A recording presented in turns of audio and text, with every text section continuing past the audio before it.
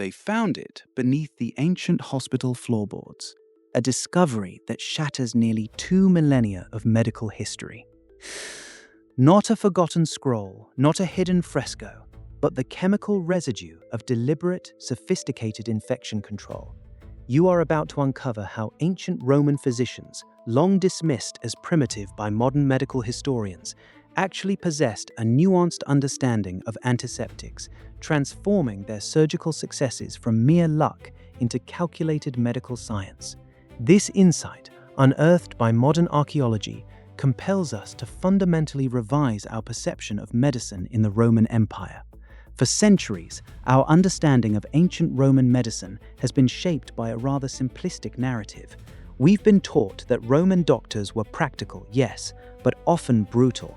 Their achievements, like the intricate surgical tools displayed in museums or the detailed anatomical descriptions penned by figures like Aulus Cornelius Celsus in his monumental work, De Medicina, were seen as impressive for their time, but ultimately limited by a complete ignorance of microorganisms. The prevailing view has been that without germ theory, a concept only truly emerging in the 19th century with the work of Pasteur and Lister, Roman attempts at preventing infection must have been purely accidental, or perhaps, at best, based on vague notions of cleanliness. Scholars often pointed to theories of disease, like the miasma theory, where illness was attributed to bad air, or the humoral theory, inherited from the Greeks, which focused on imbalances within the body. These frameworks, while influential, offered no real pathway to understanding how a wound became infected by an unseen enemy. This created a historical blind spot, a persistent assumption that effective antiseptic practice was simply beyond their grasp. We've been content to admire their engineering marvels, the aqueducts, the roads, but to view their medical practices through a lens of well-intentioned but fundamentally flawed ignorance. But what if that entire framework has been profoundly mistaken?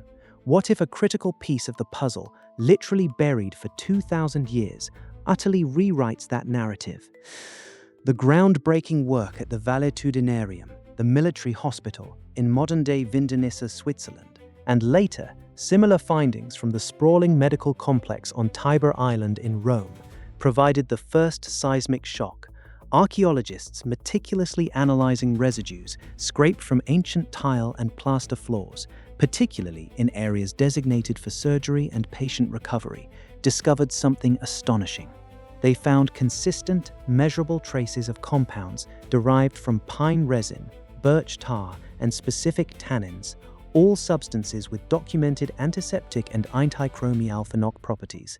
These weren't random environmental contaminants. Their systematic presence, particularly at specific layers corresponding to periods of active medical use, indicated deliberate application. It wasn't just a clean sweep, it was a targeted chemical application. Think about that. This wasn't some folk remedy applied out of superstition. This was an empirical, repeatable process. Further corroborating evidence emerged from the analysis of surviving surgical instruments from sites like Pompeii and Herculaneum. While we've long marveled at their sophisticated designs, the scalpels, bone drills, forceps, and cautery irons, it's only recently that detailed metallurgical and chemical analyses have revealed trace elements of copper and silver on the surfaces of many of these tools. Copper and silver are known for their oligodynamic effect, meaning they exert intramocable action even in minute quantities.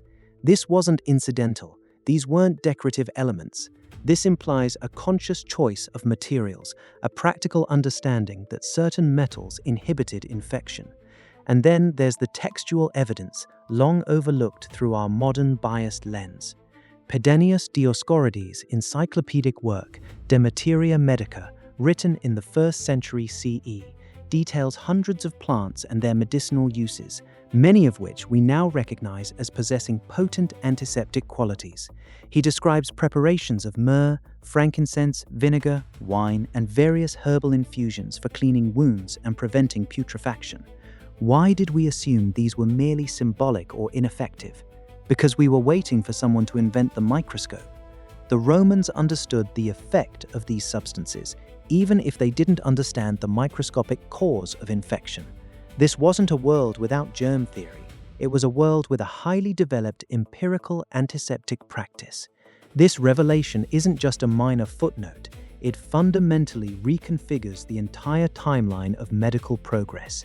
It means Roman physicians weren't just courageous individuals trying their best against an invisible foe. They were actively, systematically, and effectively combating infection with known, repeatable methods. Their impressive surgical recovery rates, once attributed to robust patient constitutions or the gods, now make scientific sense.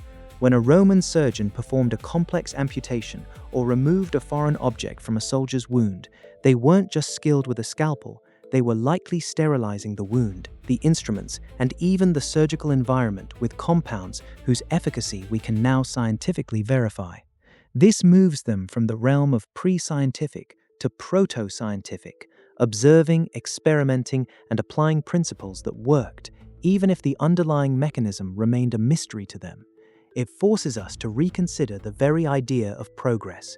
For centuries after the fall of Rome, much of this practical knowledge was lost, leading to periods in medieval and early modern Europe where medical practices became dangerously unhygienic.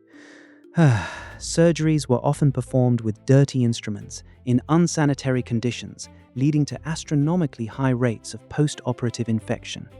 The Dark Ages of medicine weren't just a lack of new ideas, they were a forgetting of established, effective practices that the Romans had mastered. Imagine the difference this hidden knowledge would have made if it had persisted. It truly begs the question, how much more advanced would modern medicine be if the Roman understanding of antiseptics hadn't been buried beneath the dust of time? You will never again look at ancient Rome as merely a civilization of roads and legions. You will see a culture that pushed the boundaries of practical knowledge, even into the invisible realms of disease prevention. This isn't just about ancient Rome, it's about a profound shift in how you understand the human capacity for observation and innovation, even without the tools we consider indispensable today. It reshapes your perception of medical history itself, challenging the neat, linear progression we've been fed, and revealing a far more intricate, surprising, and often cyclical journey of discovery and rediscovery. The real history is always more complex, more ingenious, and more utterly captivating than the versions we are handed. We've just peeled back one more layer of Roman brilliance, hidden in plain sight. Keep seeking these profound historical truths with us. There is always more waiting to be decoded.